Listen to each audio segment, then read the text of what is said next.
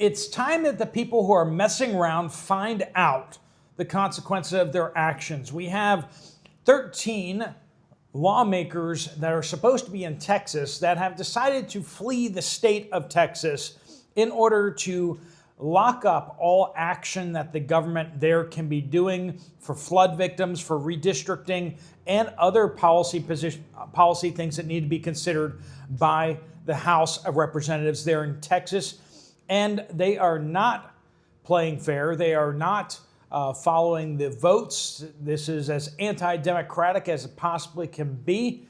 They have fled the state, and now there are warrants for their arrest out.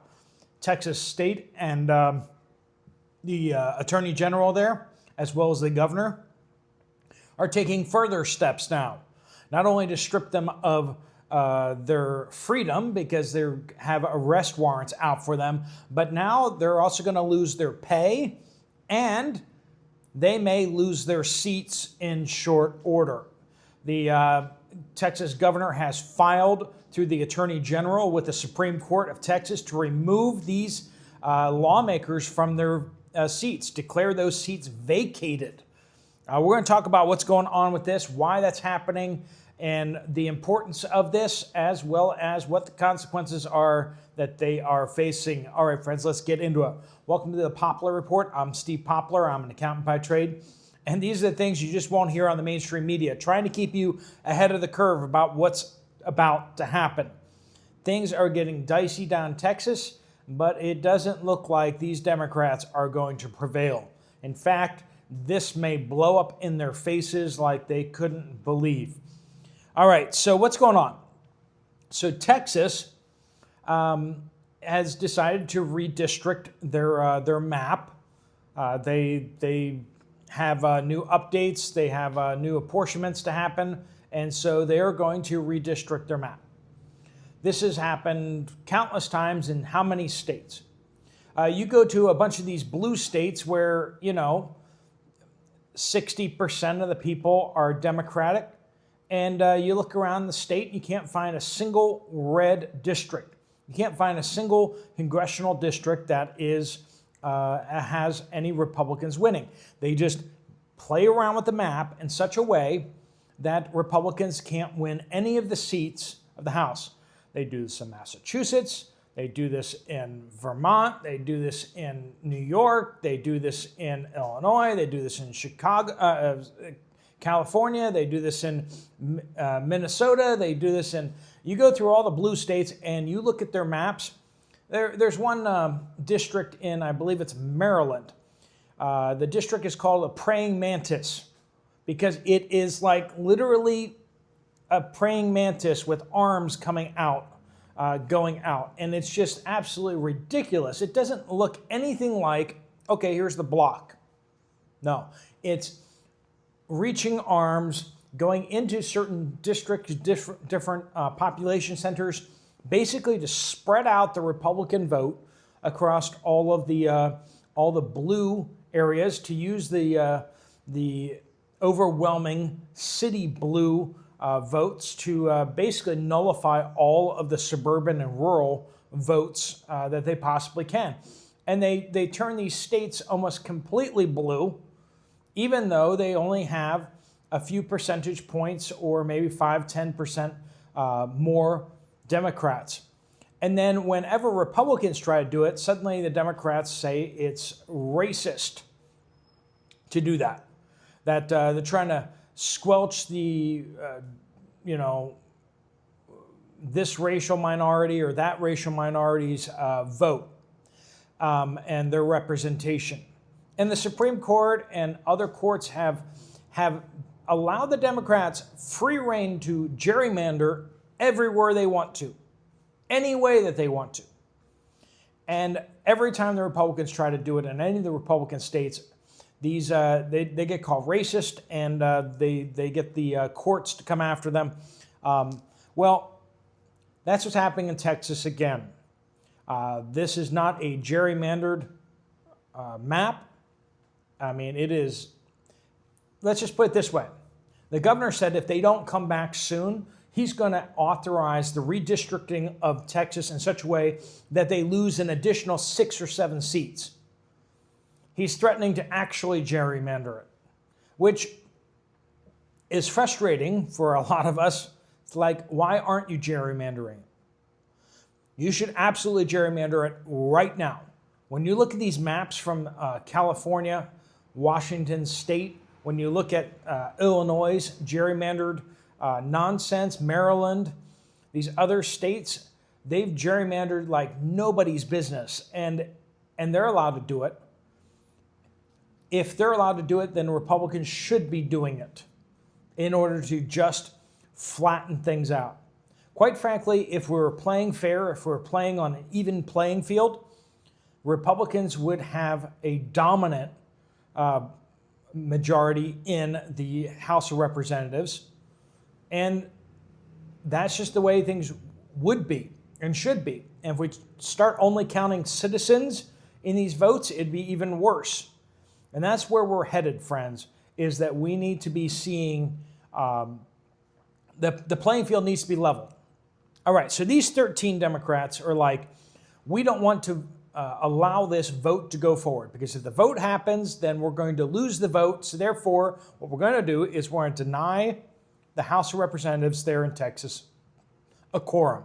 You need to have you need to have 100 House representatives in attendance in order for there to be any votes that take place, because otherwise it's just not fair. You know, you could be maybe calling like a sneak vote or something like that. 100 members at least have to be present. Well, 13 of these Democrats are like, well, we're going to go to another state. They go to Illinois, one of the most gerrymandered states of all the states in the Union, which is truly ironic and hypocritical if you think about it. They go there and to hide, make it so that the the Texas House of Representatives cannot hold a session. And so this is how the state of Texas is fighting back against them for doing that. Firstly, they have made it so that their paychecks can't be auto-deposited anymore. If they fled the state, they are being kicked over to paper paychecks, and those paper paychecks are at the Texas State House that they can come in person and pick them up. But of course, if they're in Illinois, California, or somewhere else, they cannot come pick them up. They have to come in person, and if they set foot in Texas, they will be arrested immediately by any of the state's authorities and will be compelled, forcibly brought to the to the Texas state capitol and forced to be present. This is more difficult for them to compel these warrants onto other states, because it's not exactly the same kind of criminal level. However, Attorney General Paxton has filed with the state of Illinois basically a lawsuit there to domesticate civil arrest warrants there in Illinois for these individuals, so that it compels the law enforcement in Illinois to arrest them and to extradite them to Texas. We'll see how that goes. Of course, a court has to give them approval on that. And then once the court approves it, then the law enforcement has to actually follow through on actually making the arrests, and then the extradition has to happen. There's lots of points along the way that Illinois, the state of Illinois, could interfere with that extradition. All right, so paychecks, not only paychecks, but travel budgets, office budgets, so for their staff, has been cut 30%. So they have to pay salary to their staff so that the workers can get paid. Well, they're only going to get 70% of what they usually get. The extra 30% won't be available for them until they come back to Texas.